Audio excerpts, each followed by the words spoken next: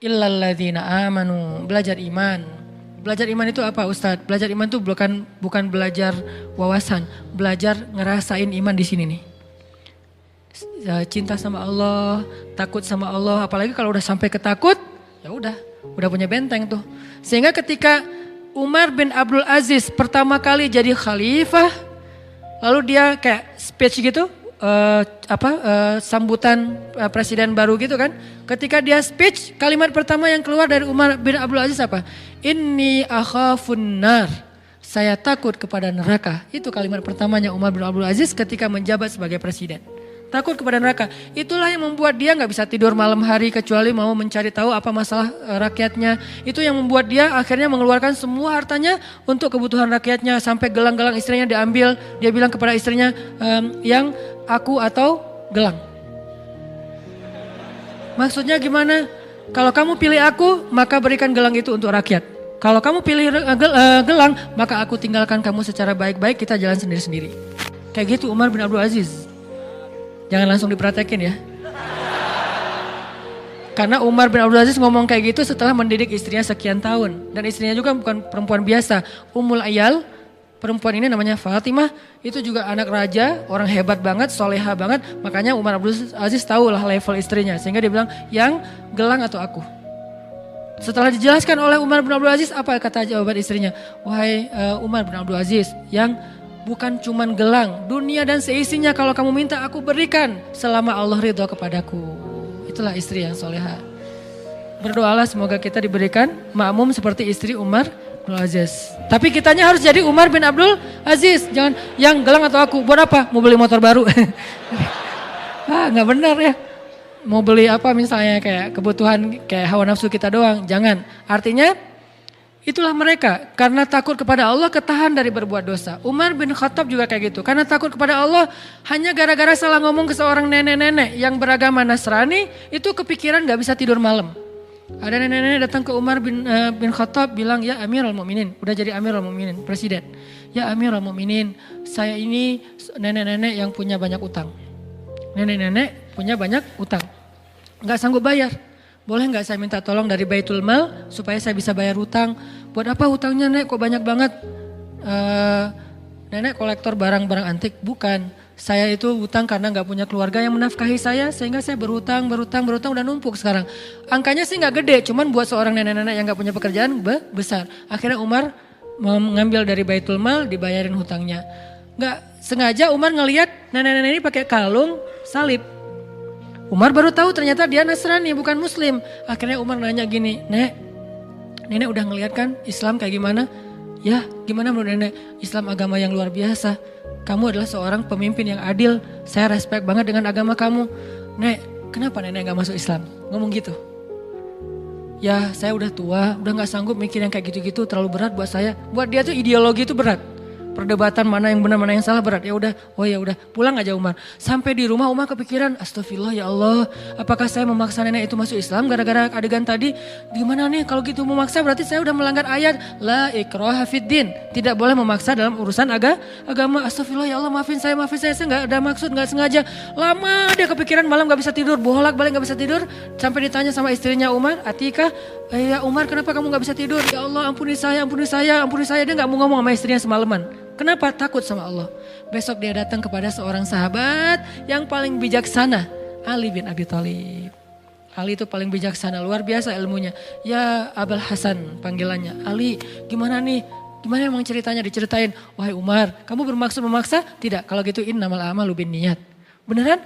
Alhamdulillah gitu. Padahal adegan sederhana kan? Dan gak ada paksaan juga karena udah dikasih bantuannya baru ngomong masuk Islam dong Nek gitu. Cuman dia takut ini terjebak dalam pemaksaan sehingga semalaman gak bisa tidur. Dosa, bahkan bisa gak dibilang dosa. Kesalahan kayak gitu aja bikin Umar gak bisa tidur. Kebayang gak kesalahan yang lebih gede dari itu? Sampai ada seorang ibu-ibu yang masak batu tuh, ngerebus batu karena anaknya kelaparan. Terus Umar lewat, ibu kenapa ibu ngerebus batu? Karena saya gak punya makanan, terus mau ngerebus apa lagi? Terus ngapain direbus batunya kan gak akan matang-matang juga. Ini hanya untuk membuat anak saya berpikir bahwa saya lagi masak makanan, dia gak akan nangis lagi sampai dia tertidur. Kasihan banget nasibnya. Anaknya sampai harus berpikir, Mak lagi masak apa? Nih, lagi masak nih, ntar ya tunggu ya, ini udah mendidih nih. Oh ya ditunggu sampai tidur. Lalu dia bilang, saya akan tuntut Umar di hadapan Allah nanti di akhirat. Langsung gemetar Umar. Umar itu pasti lebih tangguh daripada Habib kan? Yang kalau nyekek McGregor, kalau Umar cuma giniin doang paling. Kenapa? Setan aja takut sama Umar. Kalau ini kan baru McGregor yang takut sama Habib nih. Ini setan takut sama Umar. Umar lewat. Setan, kita ngambil jalan itu aja. Malas ada Umar lewat situ. Setan. Dan setan itu kan banyak yang tangguh-tangguh juga kan. Kayak setan petarung, setan apalah banyak. Tapi gak berani sama Umar. Tapi orang setangguh Umar ketika perempuan ini mengatakan saya tuntut Umar di hadapan Allah. Dia gak tahu kalau itu Umar. Saya tuntut Umar di hadapan Allah nanti di akhirat. Umar langsung datang. Ibu kenapa ibu pengen nuntut Umar? Karena dia yang memimpin kami tapi dia membiarkan kami terlantar dan kelaparan. Umar langsung gemetar, nangis, langsung dia lari menuju ke Baitul Mal, dia cari gandum, dia pikul sendiri gandum itu seorang diri. Pembantunya pengen memikul gandum itu, dia mengatakan, apakah kalian sanggup memikul dosa saya nanti di hari kiamat? Pembantunya juga orang-orang soleh yang beriman, nggak akan berani, ya udah sendiri aja udah. Karena kalau udah bawa-bawa dosa kan gak ada yang berani ya. Ini hidup bersama orang-orang soleh itu kayak gini teman-teman. Jadi satu negara, satu masa, semuanya soleh. Jadi semua yang kita dengar itu adalah tentang Allah, Rasul, akhirat, surga, neraka. Jadi kayak indah gitu hidupnya teh. Nah, akhirnya Umar memikul sendiri, langsung bukan cuma mikul taruh, bu udah ya, udah gak ada lagi urusan dengan Umar ya. Enggak, langsung ibu ganti batunya buang aja. Dimasukin terus diaduk sama Umar sampai jadi roti, disuapin kepada anak kecil yang tadi udah kelaparan banget. Sampai udah beres, baru Umar pergi. Setelah Umar pergi, pembantunya mengatakan, bu ibu tahu gak siapa orang tadi? Siapa? Dialah Amirul Mukminin Umar bin Khattab. Ibu itu tersenyum dan mengatakan, ya Allah saya cabut tuntutan kepada Umar bin Khattab di akhirat. Gak jadi dituntut. Lalu pembantu ini memberitahu kepada Umar udah dicabut tuntutannya. Alhamdulillah sujud syukur Umar. Ini modal takut. Makanya Nabi mengatakan Ra'sul hikmah makhafatullah. Puncaknya ilmu itu, puncaknya hikmah itu adalah takut kepada Allah. Kan kita pernah dengar cerita dua orang yang jual beli tanah dulu. Gara-gara sama-sama takut pada Allah. Yang satu jual tanah, yang satu beli. Udah selesai jual beli tanah, transaksi udah beres. Yang beli tanah itu, tanah kebun gitu, nyangkul-nyangkul. Nemu emas di dalam tanah kebun yang baru dia beli. Langsung dia cari saudaranya yang tadi jualin tanah ke dia. Bro gitu, akhi, saya dapat emas dari kebun kamu. Oh alhamdulillah itu kalau gitu. Enggak, justru innalillah. Coba, innalillah kenapa? Ini kan harta kamu, jadi saya gak mau ngambil ini saya balikin ke kamu. Enggak, ini bukan harta saya, kan saya udah jual tanahnya. Tapi kan kamu jual tanah bukan jual emas. Kalau jual emas saya juga gak akan sanggup beli. Tapi kan dengan apa yang ada di dalamnya. Tapi transaksinya gak ada kalimat itu. Gak ada kalau ada emas nanti akan jadi hak saya. Enggak kan. Pokoknya itu udah saya jual lah hak kamu. Enggak, saya gak berani nanti pada dituntut di akhirat. Enggak mau. Akhirnya dorong-dorongan emas. Kalau zaman kita tarik-tarikan emas. Kalau dia tuh dorong-dorongan emas. Ini punya kamu. Enggak, punya kamu. Dibilangin punya kamu. Punya kamu. Enggak. Bertengkar gara-gara gak mau dapetin emas. Kebayang gak tuh solehnya. Kalau sekarang bertengkar karena pengen dapetin emas. Akhirnya, terus gimana nih? Pokoknya saya gak terima. Kenapa gak terima? Masa emas ini milik saya? Harusnya kan milik kamu. Aneh. Ini pertengkaran paling aneh dialognya. Saya juga gak terima. Enak aja kamu mengklaim itu milik saya. Kan harusnya milik kamu. Jadi saling mengklaim dia gak punya emas. Ini aneh banget nih. Modalnya apa? Makhafatullah. Takut kepada Allah. Akhirnya datang ke hakim. Hakimnya juga bingung. Hakimnya juga bingung. Kenapa bingung? Takut kepada Allah. Karena ketika dia salah memberi keputusan, dia akan dituntut di hadapan Allah nanti. Sebetulnya gaji dia lebih kecil daripada tuntutan nanti di akhirat. Buat dia bingung, gimana nih? Ya Allah beri saya petunjuk. Gini aja deh. Kamu punya anak? Punya. Laki perempuan? Laki. Kamu punya anak? Laki perempuan? Perempuan. Oh ya udah, kalau laki-laki gak bisa. Laki perempuan oke ya. Nikahin anak kalian, kasih emas ini sebagai mahar. Gimana bro? Ya terserah anaknya juga sih. Ya udah kita tanya ke anaknya. Pas tanya ke anaknya, ya aku sih terserah ayah. Udah beres. Akhirnya menikahlah putra dan putri dari dua orang ini yang bersengketa. Dan emas ini menjadikan modal pernikahan mereka. Masya Allah, makhafatullah. Kemana sekarang iman ini di antara kaum muslimin? Di mana nilai-nilai ini di antara kaum muslimin? Kenapa nilai ini sekarang adanya di Jepang? Kenapa nilai ini adanya di Korea? Kenapa nilai ini adanya di Eropa, di New Zealand? Kenapa bukan di Saudi Arabia, di Mesir, di Timur Tengah, di Indonesia yang negara dengan mayoritas kaum muslimin? Kemana semua teks-teks mulia yang luar biasa dalam Islam? Karena kita hanya menjadikannya wawasan, bukan iman. ilmu tidak menjadi kebaikan kalau hanya sekedar wawasan di sini. Dia baru menjadi sesuatu ketika dia berasa di hati, lalu kita jadikan itu sebagai perilaku kita sehari-hari. Makanya teman-teman, ini baru satu ayat ya. Ayat 14, belum sempat bahas yang lain, gak apa-apa deh ya. Arti hukma wa ilma kayak gitu. Itulah gambaran tentang Musa. Jadi kebayang sekarang gimana solehnya Musa, gimana taatnya Musa, karena Allah sendiri mengatakan dia dapat hikmah. Itu gambaran hikmah dalam sisi moral, dalam sisi spiritual, itu hikmah artinya. Sehingga ketika kita tahu arti hikmah, sekarang kita kebayang gimana solehnya Musa. Kalau kita anggap hikmah itu sekedar wawasan, kita nggak kebayang solehnya Musa itu kayak gimana. Soleh banget, hal yang paling detail aja soleh. Di zaman Ibnu Mubarak, ada seorang laki-laki minjam, kalau nggak salah Ibnu Mubarak, kalau nggak salah, beliau meminjam pulpen, pena gitu. Pena dulu kan dari kayu ya, bukan pena yang bertinta, penanya doang, nggak ada tintanya. Minjam pena dari kayu tertentu gitu, kayu yang sebetulnya murah banget di Irak. Apa di Basra apa di Kufah gitu, saya lupa juga nama ulama, nanti dicek lagi di beberapa kajian. Nah, beliau minjem terus karena kayak terburu-buru gitu kebawa penanya. Kebawa sampai ke Hijaz. Hijaz itu di daerah Arab Saudi. Baru pas buka-buka bagasinya, buka-buka tasnya, ini kan pena yang saya pinjam beberapa hari yang lalu. Akhirnya dia balik lagi ke Irak hanya demi mengantarkan pena itu. Kenapa? Ketika ditanya oleh pemilik pena jawabannya apa? فَمَنْ يَعْمَلْ مِثْقَالَ ذَرَّةٍ خَيْرًا يَرَهُ وَمَنْ يَعْمَلْ مِثْقَالَ ذَرَّةٍ شَرًّا يَرَهُ. Siapa yang berbuat dosa walaupun sekecil zarrah, apalagi ini lebih gede daripada zarrah, maka nanti akan dipertanggungjawabkan di akhirat. Khauf, takut kepada Allah SWT. Makanya orang-orang yang berilmu itu takutnya kepada Allah itu luar biasa. Belum lagi nanti bentuk ketakutan mereka kepada Allah itu kalau baca Quran nangis. وَإِذَا تُلِيَتْ عَلَيْهِمْ آيَاتُ الرَّحْمَنِ وَإِذَا تُلِيَتْ عَلَيْهِمْ آيَاتُ الرَّحْمَنِ خَرُّوا سُجَّدًا وَبُكِيًّا.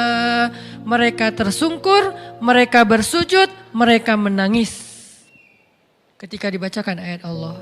Tersungkur artinya apa? Gak kuat berdiri, itu artinya tersungkur. Kayak Umar bin Khattab, la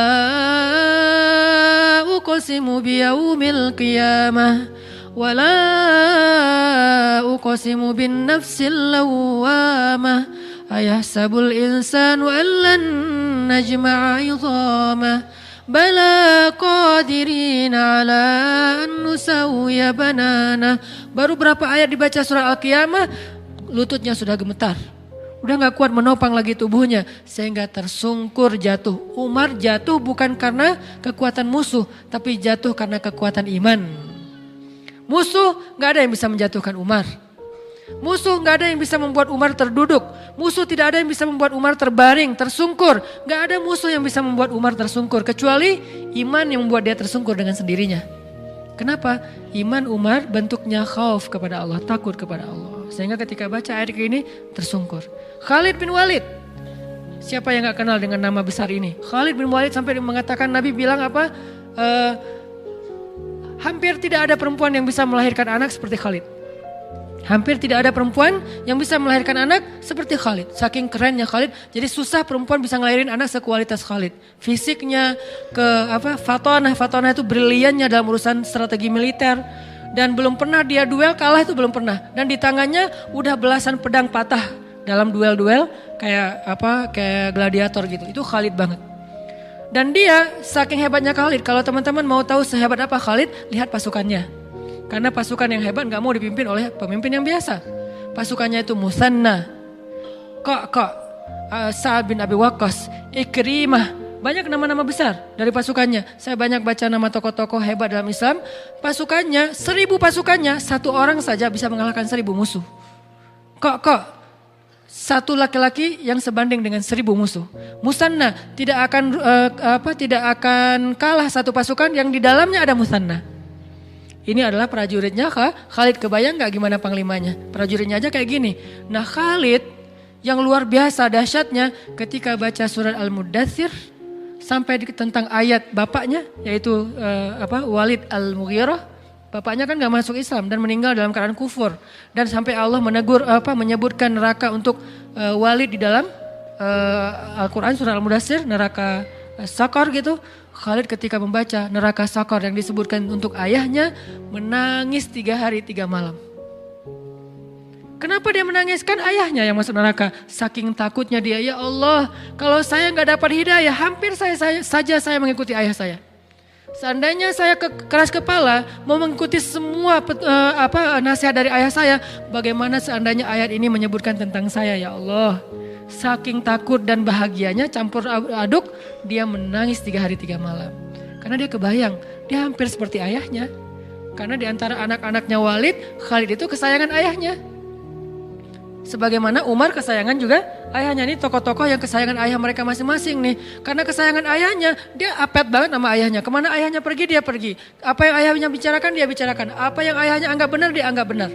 Gak pernah berselisih dengan ayahnya kecuali tentang Islam.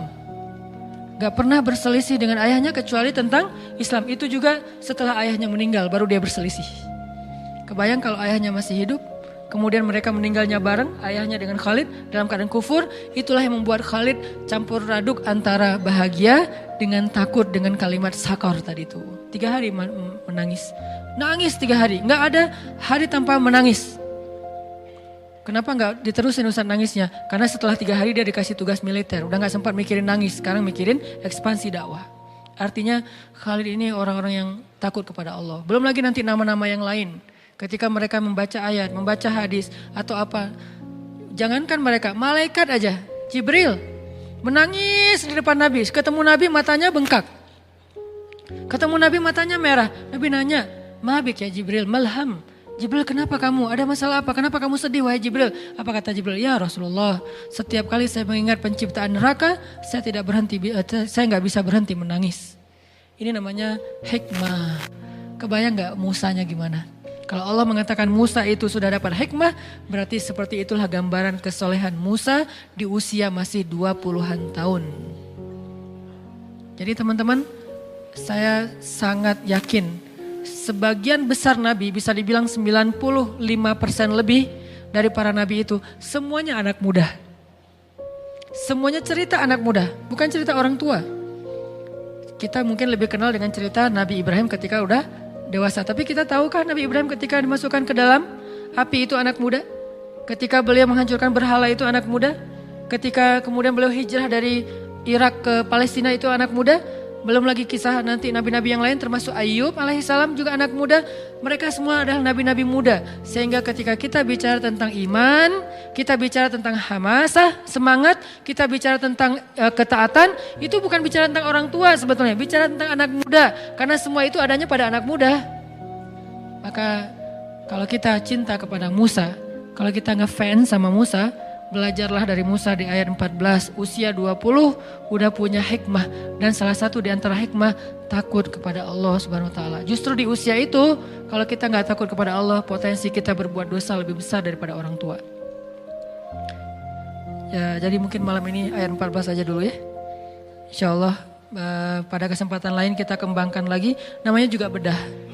Bukan tilawah lagi, tapi tadabur. Jadi gak usah terburu-buru, tapi mudah-mudahan kita dapat banyak ilmu, hikmah dari apa yang kita bahas, terutama dari sosok Nabi Musa alaihissalam. Salah satu nabi yang saya ngefans berat, sehingga sering saya cerita-cerita kan. Selalu cerita Musa kecil, Musa dewasa, Musa remaja. Karena emang buat saya sih, Musa itu salah satu nabi yang paling keren lah. Di antara para nabi walaupun semuanya keren-keren. Mudah-mudahan kita bisa mengamalkan apa yang kita dengar. Semoga Allah SWT mengistiqomahkan hati kita di jalannya.